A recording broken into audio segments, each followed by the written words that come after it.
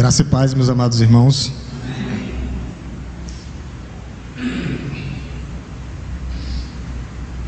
Vamos falar um pouco sobre missões, a importância de missões. Nós temos que lembrar, como batista, que um dos princípios batistas é justamente esse: cooperar. Porque tem algumas pessoas que perguntam ainda por que cooperar com missões mundiais, se a gente precisa cooperar com missões locais aqui. Nós precisamos cooperar porque um dia alguém cooperou conosco para que essa igreja estivesse aqui. Se eles não tivessem vindo, cooperado, a igreja não tinha sido formada. E é um dos princípios, um dos 5 princípios batistas, é cooperar uns com os outros. Então a importância dos 4 períodos de missões, lembrando que missões é ao mesmo tempo Araripina, Pernambuco, Brasil e os confins da terra e o mundo, aquilo que Jesus falou lá em Atos 1. Então é de extrema importância missões. E lembrando que cada um de nós somos missionários. Nós não podemos ser, às vezes, ou ter o dom de evangelista, mas somos missionários. Então nós temos que saber que somos batistas, conhecer os princípios batistas e viver os princípios batistas. E em nome de Jesus eu ainda vou fazer uma aula EBD Magna durante algum período de férias aí, falando sobre os princípios batistas, a história dos batistas. Eu estou ainda coletando material para me falar, porque às vezes as pessoas perdem a linha, ou então chegaram novos e a gente tem que trabalhar esses princípios que são carregados de autoridade e de poder, todos eles centrados na palavra de Deus. E as pessoas às vezes não entendem, porque ou às vezes chegou de outra igreja e a gente tem que voltar aos princípios bíblicos, todos bíblicos. A gente tem que ter esse pensamento. E uma das coisas mais importantes que a gente vê é que esses homens, esses apóstolos foram levantados para quê? Para fazer missões. Viagem missionária, a primeira viagem missionária do apóstolo Paulo, aonde ele desbravou. E uma lembrança: o apóstolo Paulo nunca andava só. A gente fala do apóstolo Paulo, mas ele tinha o quê? A sua comitiva. Ele era apoiado por igreja. A igreja que ficava era uma igreja voltada para a palavra de Deus. Então as duas coisas andam de mãos dadas.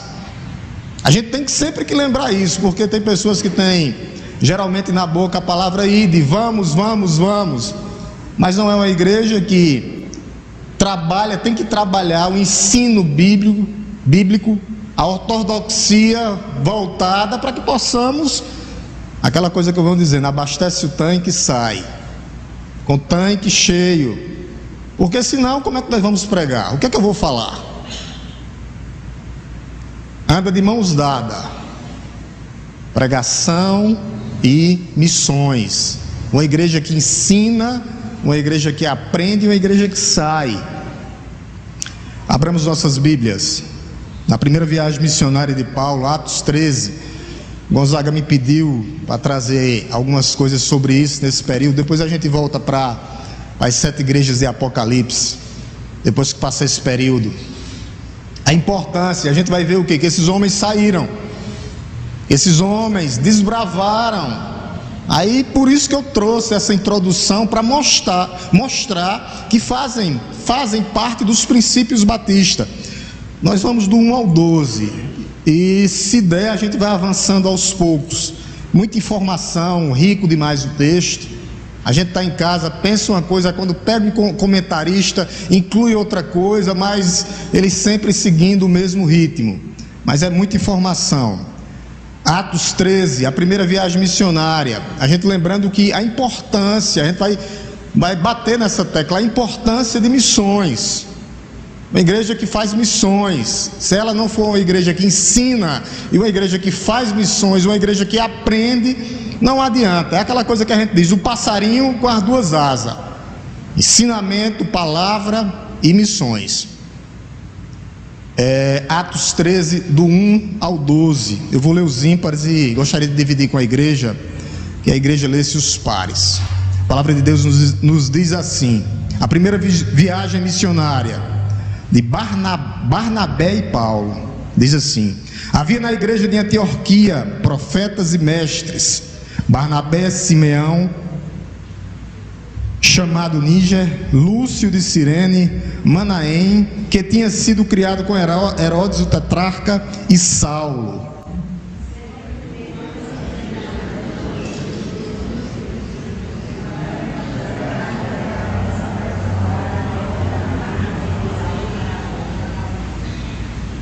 Então, jejuando e orando, impondo-lhes as mãos sobre eles, os despediram.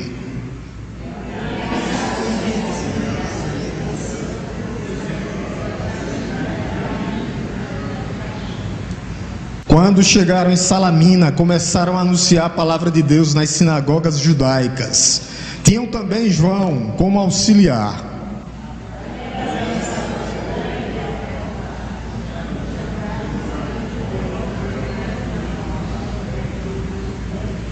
Ele estava com Procôncio, Sérgio Paulo, que era um homem inteligente. O procônsul, tendo chamado Barnabé e Saulo, desejava ouvir a palavra de Deus.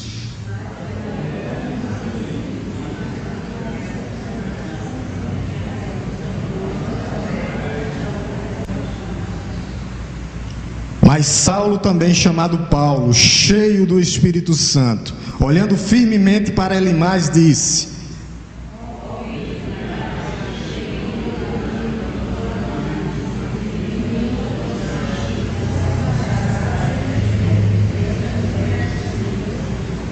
eis que agora a mão do Senhor está contra você, e você ficará cego, não vendo o sol por algum tempo.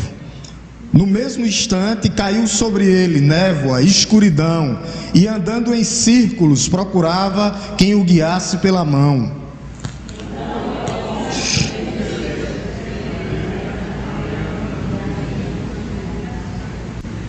Amém? Amém, irmãos? Louvado seja Deus. Deixa eu só explicar aqui que nós temos novamente, eu sempre tenho que bater nessa tecla quando eu chego no livro de Atos, porque isso aqui é o ponto, é a chave que muda, e a gente tem que entender, porque tem uma chave. É um livro histórico, tá? Mas é um livro também descritivo, que transcreve ou descreve a passagem do Antigo Testamento para o Novo Testamento. E a gente tem 4 momentos importantes: o derramamento do Espírito Santo no capítulo 2 sobre os judeus, no capítulo 8 o derramamento do Espírito Santo sobre os samaritanos, era um povo mestiço. No capítulo 10 o derramamento do Espírito Santo sobre nós, os gentios, que é na casa de Cornélio, onde Pedro ora, o Espírito Santo é derramado sobre a família de Cornélio e Cornélio. E para fechar, nós temos lá no capítulo 19 o derramamento do Espírito Santo sobre 12 homens que ainda viviam segundo o Antigo Testamento, eram discípulos de João Batista. Eles só conheciam o batismo nas águas, e Paulo chama os 12 ali, ora pelos 12, o Espírito Santo é derramado. Por que é um livro descritivo? Porque a partir dali não existe mais esse derramamento do Espírito Santo como havia no Antigo Testamento. E para fechar aquilo ali, aquele momento ali foi um momento ímpar para fechar entre os judeus, entre os samaritanos, que era um povo mestiço, e os gentios, e fechava com esse povo que ainda vivia no Antigo Testamento. Mas como é que nós recebemos o Espírito Santo hoje de Deus? Quando cremos em Jesus. Está lá em Efésios 1,13, não vamos ler. Então fechou, não tem mais aquele derramamento como foi, não. Quando eu creio em Jesus Cristo verdadeiramente, com o meu coração, o Espírito Santo me batiza. Então, fechou essa fase. Não existe mais aquele derramamento como foi em Pentecostes, que eles falaram em idiomas e não em línguas estranhas. Era idiomas maternos. A gente tem que entender tudo isso. Por quê? Porque uma linha das igrejas neopentecostal diz que existe o segundo batismo com o Espírito Santo. E a Bíblia em lugar nenhum fala disso. Um só batismo, Paulo vai falar. Efésios 4, um só Senhor, uma só fé, um só Deus e Pai, que age no meio de todos e está sobre todos. Então a igreja tem que ficar atenta com isso. É um livro descritivo. As mesmas coisas que aconteciam não acontecem mais. Era uma passagem, era um período apostólico, que tinha os apóstolos lá. Hoje pessoas ressuscitam outras pessoas que nem os apóstolos ressuscitavam. Deus ressuscita usando outras pessoas, mas não acontece mais aquilo que acontecia antes. Eles passavam sobre os lenços de Paulo e a sombra de Paulo e de Pedro curava as pessoas. Então descreve um período do antigo para o novo. Porque tem pessoas que dizem, não, vamos viver igual a Paulo, eu vou tocar nas pessoas aqui e vou sair curando todo mundo. Aí tem um pastor que brinca e diz, me mostra onde é que essa pessoa está, que eu vou lá. Eu sou ruim da vista para ele curar a minha vista. Não é que Deus não cura, Ele cura. Mas essas pessoas de hoje não têm a mesma autoridade apostólica para triscar no olho de uma pessoa, que nem Paulo fazia, que nem Pedro fazia, e curar. Deus cura do mesmo jeito. Deus faz o que Ele quer. Ele ressuscita pessoas, mas usando pessoas, e não com a autoridade apostólica que aqueles homens tinham. Aqueles homens eram os alicerces da igreja. Aqueles homens vão julgar a tribo de Israel e estarão sentados hoje. Estarão sentados na vinda do Senhor para julgar as 12 tribos de Israel. Então a gente tem que entender isso, porque tem pessoas que pensam que acontece a mesma coisa. Aí você vai numa igreja neopentecostal, tem pessoas levantando de cadeira de roda. A gente não está dizendo que não acontece isso.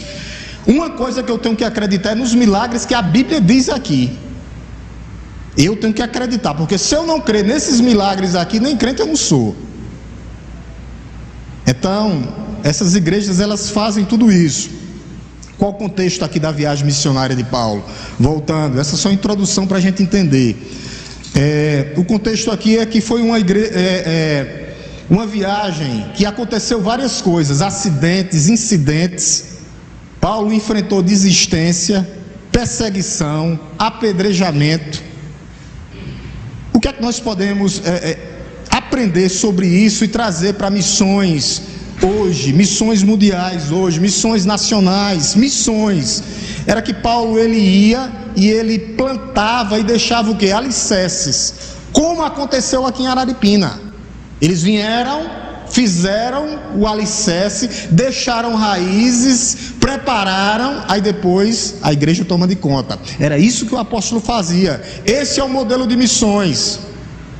Fomos para o Moraes, formamos o alicerce lá e está dando continuidade. Serra do Moraes, como eles fizeram. Então é isso que nós aprendemos. Essa é a primeira lição. Qual o contexto daqui? A perseguição tinha aumentado. Quanto mais a igreja avança, mais a perseguição tinha aumentado. Quando a gente chega depois do capítulo 12, para chegar aqui na viagem missionária de Paulo, Tiago, irmão do Senhor, Tiago, o irmão de João, que escreveu o evangelho, tinha morrido a fio de espada. A perseguição tinha aumentado. No capítulo 12, Pedro é preso por causa do evangelho. Então, quanto mais nós avançamos em missões, mais a perseguição chega para a igreja, mais provados nós seremos. Mas esses homens foram usados tremendamente pelo Espírito Santo de Deus, não desistiram. Por quê? Porque Deus vai na frente, lutando pela sua igreja. É Ele que luta por nós. Outra coisa que nós aprendemos também sobre missões locais, mundiais, nacionais e estaduais é que A obra é do Espírito Santo de Deus na vida da igreja. É Ele que faz a obra, é Ele que direciona a igreja, é Ele que direciona a igreja. Olha o que é que acontece, verso 1. Havia na igreja de Antioquia profetas e mestres. Isso aqui eu quero falar para vocês antes. Era uma igreja que o quê? Ensinava, e era uma igreja que tinha palavra. Então a igreja, profetas e mestres que ensinavam a essa igreja, a primeira igreja formada como instituição, a igreja de Antioquia. Então a igreja, antes de enviar, tinha o quê? Profetas e mestres, pessoas que ensinavam. Para quê? Para poder sair. Não saem de todo jeito. Esse é um dos pontos de missões. Não vá porque vai dar certo. Tinha profetas e mestres dentro da igreja que ensinavam, que pregavam. Outra coisa para a gente lembrar, mas e profeta hoje? O que é o profeta hoje? Vamos lá para 1 Coríntios para mostrar o que é o dom de profecia para vocês hoje. 1 Coríntios, dá para botar aqui, Duda? 1 Coríntios, eu tenho que baixar aqui por causa da bandeira. 1 Coríntios 14:3. Se os irmãos quiserem abrir, podem abrir, tá? A gente fica na prática da igreja. O dom de profecia hoje é para isso. Isso é dom de profeta hoje, tá, gente? Mas aqui, verso 14, 1 Coríntios 14:3 diz assim: mas o que profetiza fala para as pessoas, fala para quê? Edificando, exortando e consolando. É isso que o profeta faz com a Bíblia na mão. Esse é o dom de profeta hoje. Não é profetada. Deus mandou te dizer, não, com a Bíblia na mão, exortando, ensinando, edificando, consolando a igreja. Esse é o dom de profeta hoje.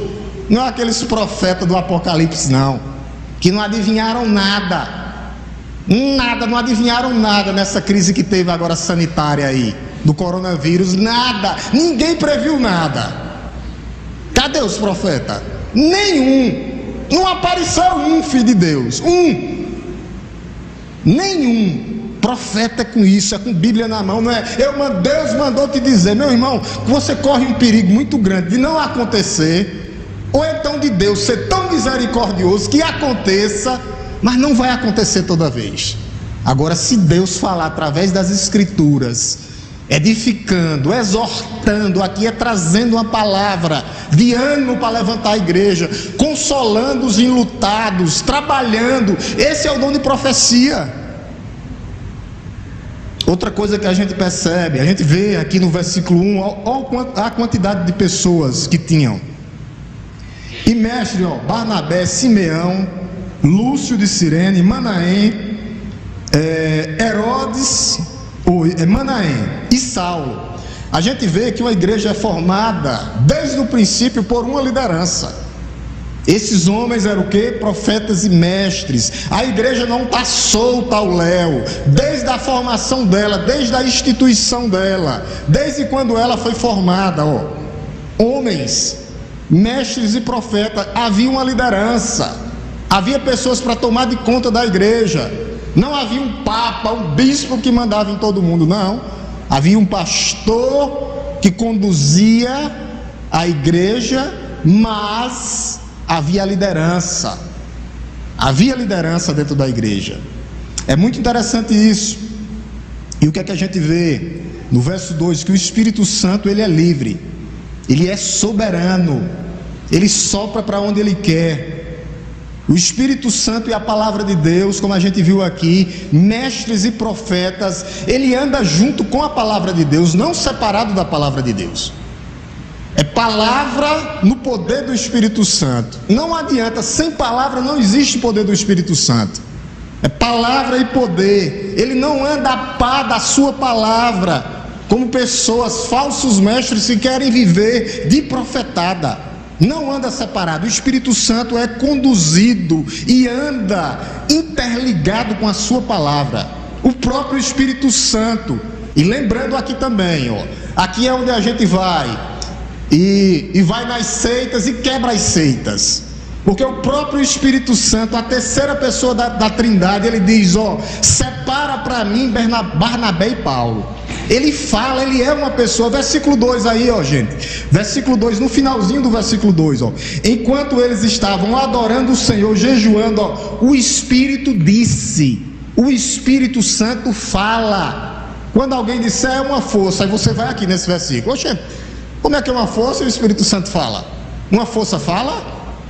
Porque tem seita que diz, não é uma força. Não, aqui, ó. O Espírito Santo disse, o que ele disse? Separa-me. Agora, nesse exato momento, Barnabé e Saulo, ainda não era Paulo, para a obra que eu tenho chamado. O Espírito Santo fala, o Espírito Santo chama, o Espírito Santo conduz, o Espírito Santo é quem direciona a vida da igreja. É o Espírito Santo de Deus. Não há missões, não há evangelismo, não há igreja sem o Espírito Santo de Deus. É um ato trinitariano. Então o Espírito Santo aqui, marca aí. Quando alguém disser aí, para não esquecer, que se a gente tiver de caneta, marca de caneta mesmo. Não tem pena na Bíblia não. Quando disser uma força, que força? Se ele fala, ele é o Consolador, o Espírito da verdade. Ele é a terceira pessoa da Trindade. É aí onde nós identificamos quem é de Deus, quem verdadeiramente é conduzido pela Trindade Santa. Porque se uma igreja ela não tiver voltada e que direcionada Pai, Filho e Espírito Santo na mesma linha, ela não é igreja. Ela não é nossos irmãos espirituais. Respeitamos, mas não é os nossos irmãos espirituais, porque eles tiram a autoridade de Deus, do Espírito Santo de Deus, que fala, que chama, traga-me, separa-me. Quem? Barnabé e Saulo, a quem eu tenho chamado. Separa-me, Saulo e Barnabé, para uma obra que os tenho chamado. É isso, ele fala, ele é Deus. Ele é a Trindade Santa, ele é a terceira pessoa da Trindade. Como nós dissemos, terceira pessoa é porque são coiguais, coeterno, Pai, Filho e Espírito Santo de Deus. É isso. É interessante que a igreja estava fazendo o que a gente tem que fazer no verso 3. Ó, o que é que a igreja está fazendo? E que muitos deixam a hora do remédio. Olha o celular tocando. É o alarme. Está no modo avião, viu? Chegou aqui, eu já boto no modo avião. Todo mundo tem que fazer isso. O alarme não tem modo avião no alarme. Então o que é que acontece? O que era que a igreja estava fazendo? Adorando, jejuando e orando. Esse é o papel da igreja. Verso 3. Então, jejuando e orando, impondo-lhes as mãos sobre ele, os despediram. É isso que nós temos que fazer coletivamente. Eles estavam adorando, eles estavam jejuando por uma causa maior. Nós não sabemos aqui, não diz, mas a igreja estava o quê? Jejuando. A igreja estava o quê? Adorando. A igreja estava o quê? Orando. Separadamente, não. Aqui, ó, onde a igreja ora, coletivamente. Outro texto que tem que marcar. Onde é que a igreja ora? Aqui. Coletivamente, adorando, orando. É o Espírito Santo que envia os missionários para o campo de trabalho. Nós não podemos fazer a obra de Deus sem a direção do Espírito Santo. Não podemos. Não há conversões, não há transformações em vidas sem esse poder de Deus, do Espírito Santo de Deus, para trabalhar na vida das pessoas. É Ele é o agente que convencerá o mundo do pecado, da justiça e do juízo. É Ele.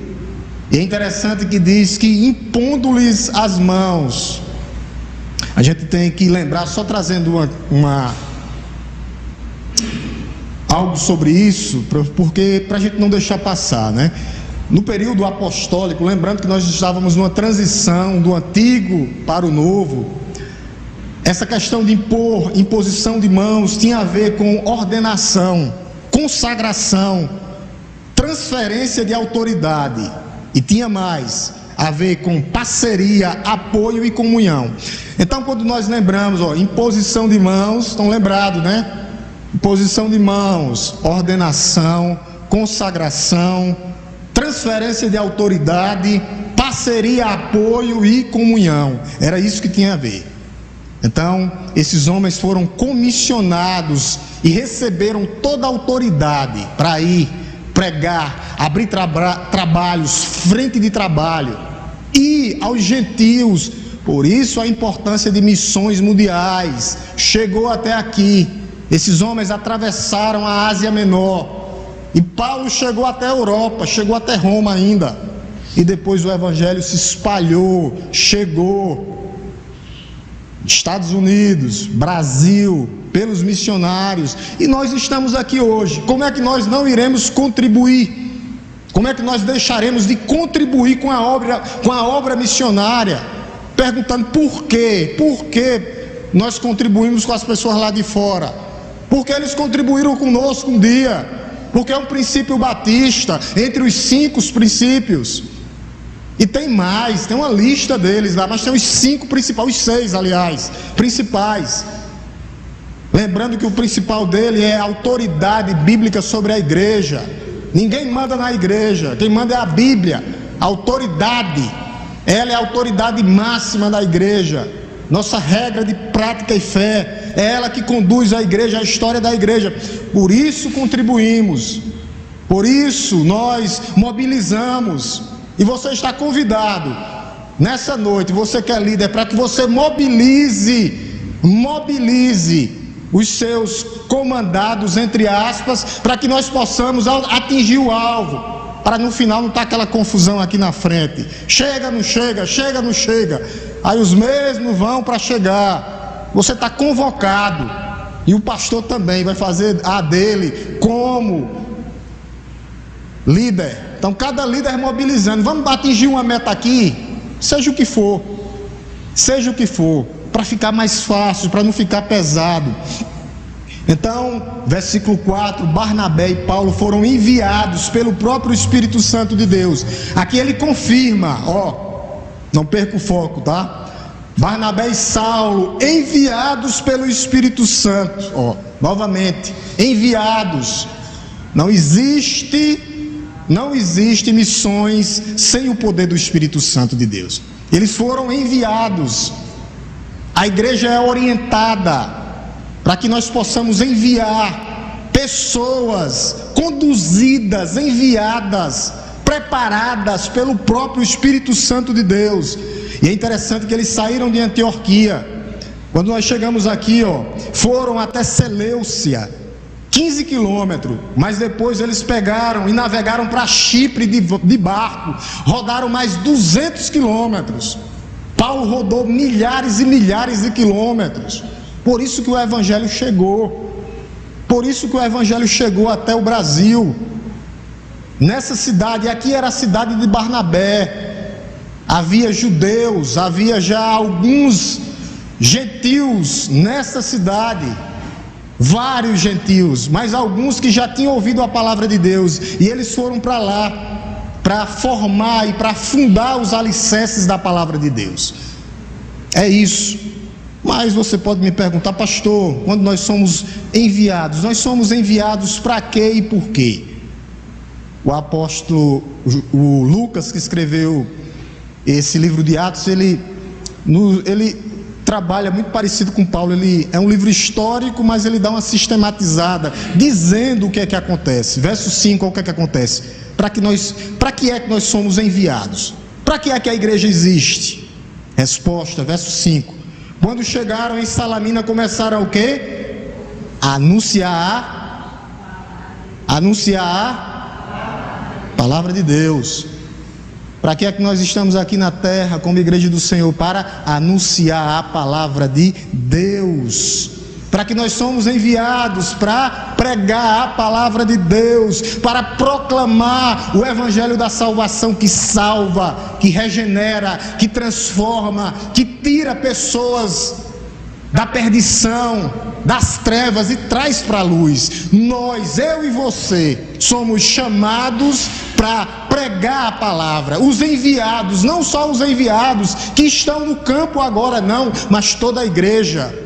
Esse é o propósito da igreja, pregar, anunciar. Para quê, pastor? Para que pessoas sejam transformadas, mudadas.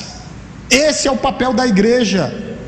E o que é que nós pregamos? O evangelho da salvação. Nós falamos sobre uma pessoa, sobre Cristo, que Ele é Senhor, que Ele é Salvador, que Ele é Redentor, que Ele transforma, que Ele tira o coração de pedra e transforma no coração de carne. A pregação é essa, não mudou, mostrando que Ele é o único caminho, o único mediador entre Deus e os homens, entre Deus e o homem. Só Ele pode fazer mediação. Aí vocês podem perguntar por quê? Porque o único que desceu foi o que subiu e está à destra de Deus Pai. Esse é o papel da igreja: anunciar, pregar a palavra de Deus. É interessante que Paulo tinha estratégias. Qual é a estratégia de Paulo? Tem que ser a estratégia da igreja. Quando faz missões, aqui em Araripina, no Brasil e no mundo, qual é a estratégia de Paulo? Versículo 5: anunciar a palavra de Deus nas sinagogas. O que era que Paulo fazia? Ele procurava pontos de apoio. A gente tem que ter pontos de apoio. Um exemplo, nós fizemos o Verão Missões, nós tínhamos pontos de apoio, pessoas que conheciam a localidade, conheciam a estrutura. Então Paulo ia para onde? Um ponto de apoio. Depois foi que ele saiu para os gentios. Ele ia para as sinagogas já falavam sobre Deus, tinha toda uma liturgia, ele ia para lá, vou pregar lá. E nós fazemos o que? Pontos de apoio. Cleidiane, lá no Adelino, irmã Genilson lá embaixo, irmã Socorro, ponto de apoio, Maria Eduarda, lá em Nascente, pontos de apoio, porque pessoas que conhecem a região. A gente estabelece um ponto de apoio, conhece a comunidade e prega. Não fica mais fácil? Se nós formos hoje lá para a Serra de Simões, tem van lá. Então é um ponto. Então a igreja tem que ter estratégias. E Paulo tinha essa estratégia. Ele procurava o que? Pontes, contatos. Paulo sempre construiu pontes. A igreja tem que construir pontes. Tem igreja ou pessoas que constroem o que? Abismos. E não pontes. Que eu chegue até o meu irmão, uma localidade, um ponto de apoio, lá no Alto da Boa Vista, uma cidade. Então é isso, nós temos que construir pontes. Essa é a estratégia para o evangelismo: chegarmos, construir contatos, rede de contato e prosseguir, olhando o local, olhando a cultura. É essa ponte que nós temos que construir, que se chama o quê? Relacionamento. Era isso que Jesus fazia. Jesus criava relacionamentos e o evangelho se espalhava. Foi o que ele fez com a mulher samaritana: relacionamento. Chegou lá, mulher, puxou conversa com ela, criou um relacionamento. Aquela mulher saiu convertida e missionária. Já pensou? Jesus ali transformou uma convertida em uma missionária, porque ela foi pregar na cidade dela. Na mesma hora, trouxe uma multidão. Aí depois Jesus pregou para a multidão. Jesus criou pontes, criou laços, criou relacionamento. Essa é a estratégia da igreja. Nós não podemos perder as oportunidades das portas abertas. Portas se abrem. Muitos perdem a oportunidade. De quê, pastor? De falar do amor de Deus. De falar sobre o amor de Deus. Quando uma porta se abrir, meu irmão, é porque Deus está abrindo. Não perca a oportunidade. Não, mas eu tenho vergonha. Fale qualquer coisa sobre o amor de Deus, que Cristo é Senhor. Não perca a oportunidade. Nós temos que aproveitar portas abertas para falarmos do amor de Deus. Deixa eu dar uma andada aqui, senão não dá tempo para a gente terminar. Quando a gente vai ler do verso 6 ao verso 12, questão de missões, tá? Missões mundiais, essa primeira viagem de Paulo, missionária, o que é que a gente vai observar? Não tem jeito. Haverá o quê? Resistência do mundo e do diabo na pregação do Evangelho. Haverá resistência do mundo e do diabo com a pregação do Evangelho. Por isso que muitos desistem. Não, eu não vou ficar não, porque houve um confronto ali, uma pessoa não aceitou. Não é assim. Maior é Deus que habita em nós. Maior é Deus que habita em nós. Se no primeiro fracasso ou na primeira tribulação você abandonar o trabalho do reino de Deus, não funciona assim, porque se levantarão contra nós, o mundo e o diabo. Olha o que é que diz no verso 6. Verso 6. Havendo atravessado toda a ilha de Pafos, encontraram certo judeu de nome Bar-Jesus, que praticava o que? Magia, e era falso profeta. Um instrumento de Satanás, que era um profeta, um falso profeta, praticava magia negra. E a cidade de Pafos. A cidade de Pafos era uma cidade que adorava a deusa Afrodite, que é a deusa da luxúria, ou a deusa do amor, ou a deusa da imoralidade, ou a deusa do paganismo. E na época destruía, já naquela época, os valores familiares. Nós trazemos para a sociedade atual, não mudou muita coisa. Sabe o que é que eles querem?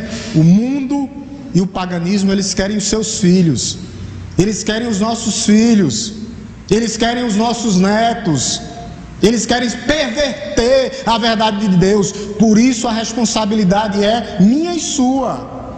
Em casa sua, ensinando o teu filho no caminho que deve andar. Porque eles querem tirar os nossos filhos de nós. Então havia justamente isso.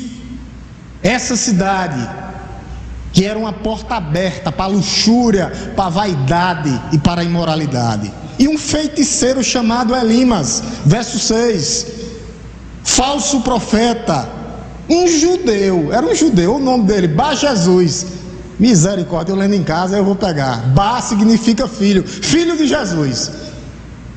Bar-Jesus, quando vê toda na Bíblia, quando tiver Bar, é filho. Bartimeu, filho de Timeu.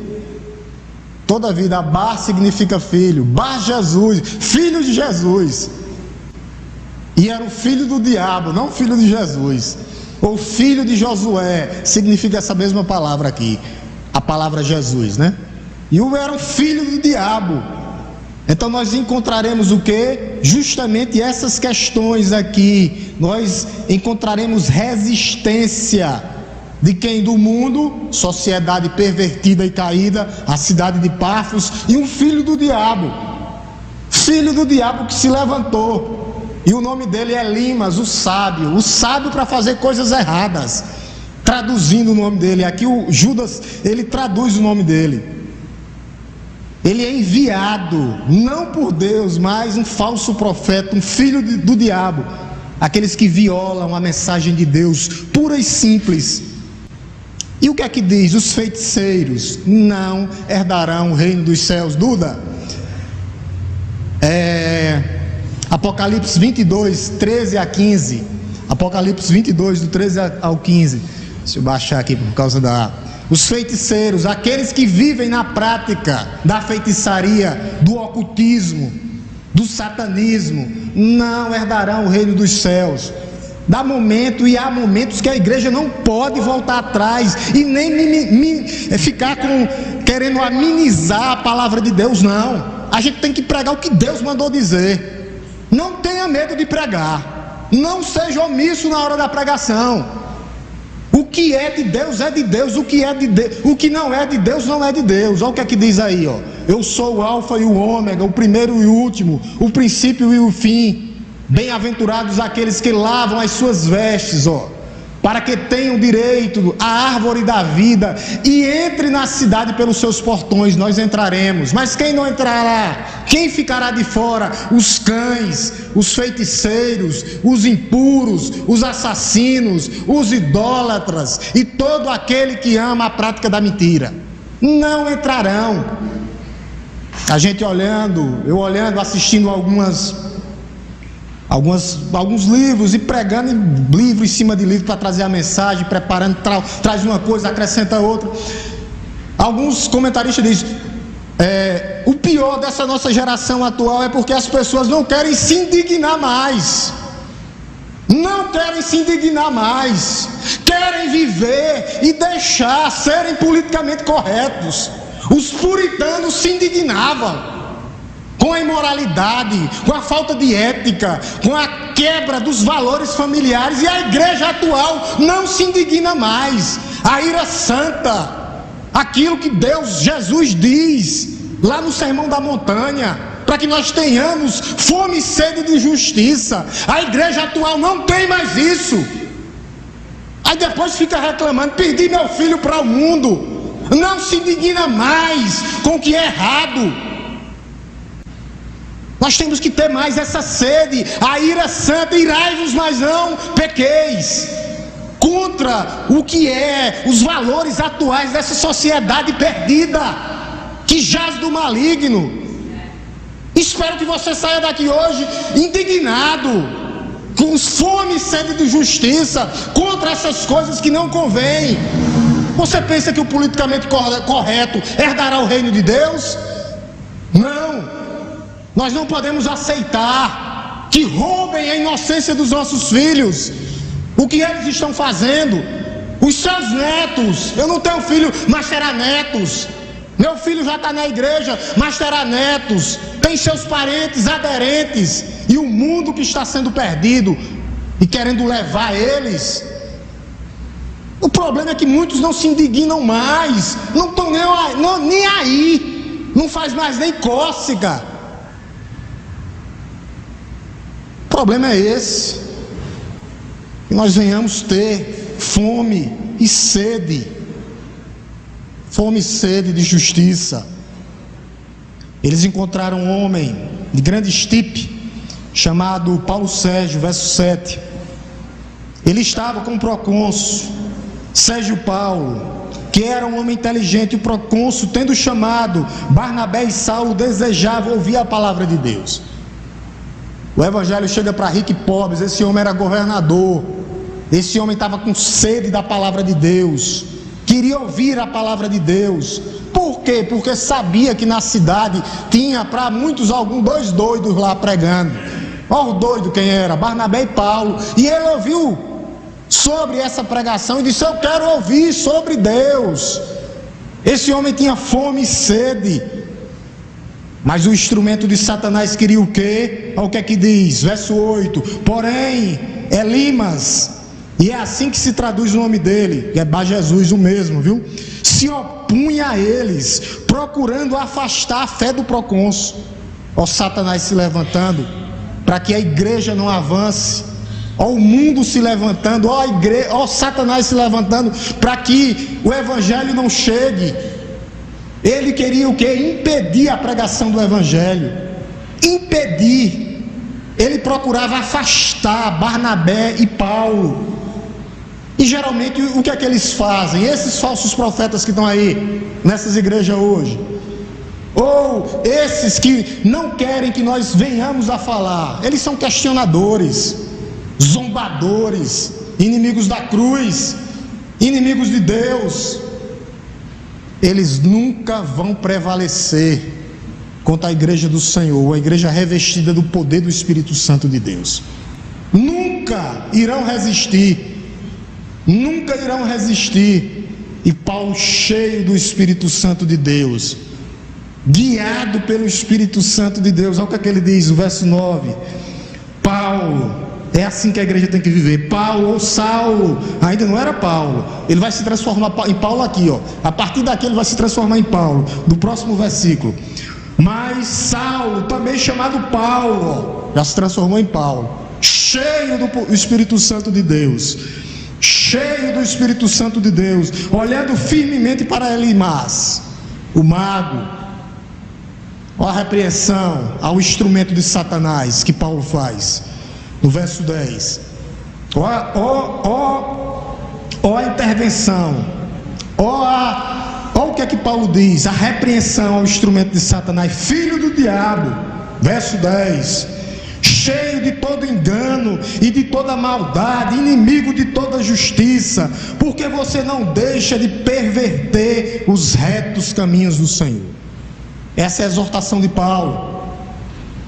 Filho do diabo, é a primeira coisa que ele diz: tu é igual ao diabo, pai da mentira. Tu está aqui para perverter os bons caminhos de Deus. Tu é um falso profeta. Tu não anda com a verdade de Deus. Aí depois ele diz cheio de engano. Logo em seguida aí, verso 10, são 4 frases de Paulo. A primeira é filho do diabo. A segunda, cheio de engano e de toda maldade. Você é igual Satanás, que veio para matar, roubar e destruir. Satanás, o enganador. Aí Paulo diz, inimigo de toda justiça. Eles não querem o que é bom para a igreja de Cristo, que é a justiça de Cristo aplicada em nós. Eles não querem. Aí ele diz, vocês querem perverter por quê? Porque esses falsos profetas, eles preferem o quê? O lucro. Eles preferem o quê? Encher seus bolsos em vez de pregar a palavra de Deus. Aí no final ele diz, e perverte os retos caminhos do Senhor. O que é que eles fazem? O que é que Satanás faz? O que é que ele mais quer fazer? Distorcer a verdade. Era isso que ele estava fazendo com Jesus, lá na tentação. Distorcer a palavra de Deus. Era isso, distorcer, induzir o povo de Deus ao erro. O que é que Paulo faz? Profere uma palavra de juízo. Vai ficar cego. Verso 11 é o que é que ele diz. Verso 11. E eis que agora a mão do Senhor está contra você, e você ficará cego, não vendo o sol por algum tempo. Isso é palavra profética, palavra apostólica, autoridade apostólica, que só quem tinha naquela época eram os 12 mais um. A gente hoje tem que orar pelos nossos inimigos, mas Paulo mandava logo, era cegar. Pedro fazia logo era matar, que nem foi Ananias e Safira. A autoridade de Deus, deles. Hoje nós não podemos fazer isso não, tá? Que aqui nós chamados os juízos imprecatórios. Os juízos imprecatórios só é dado a quem tem autoridade, aos 12. Hoje nós oramos pelos nossos inimigos, mas Paulo cegava logo. Está cego, fica cegos, instrumento do diabo. E com Ananias e Safira morre.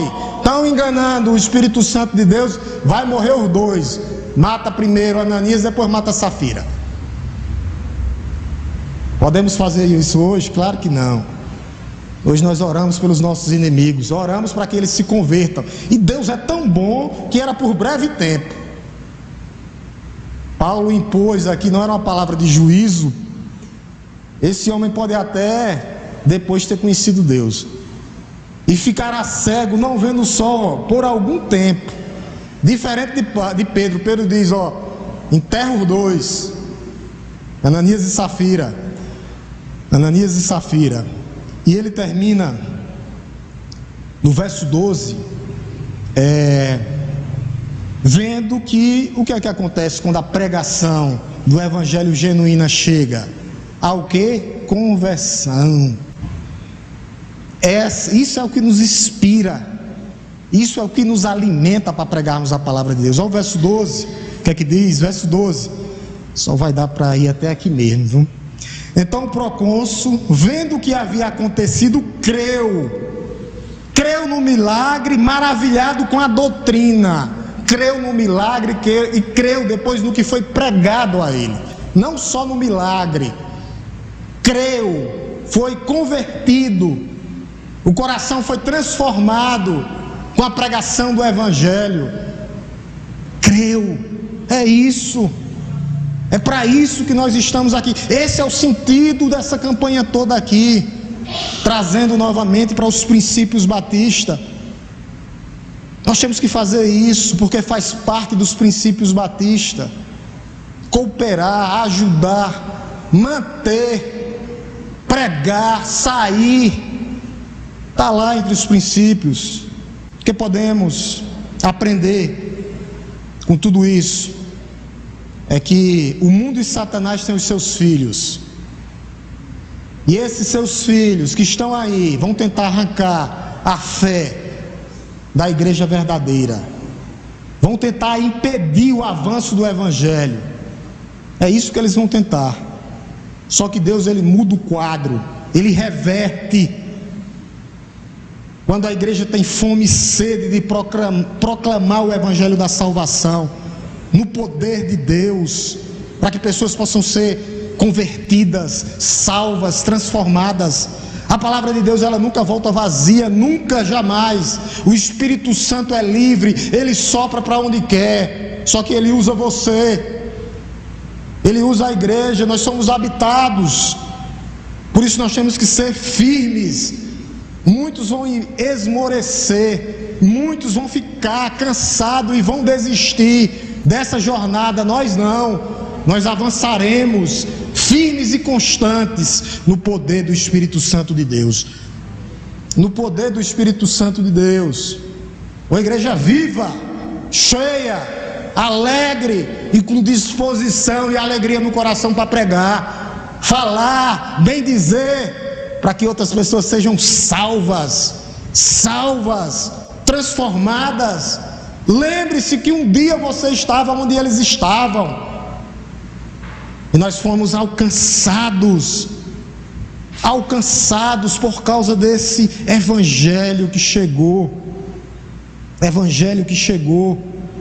Outra lição: Satanás usa pessoas.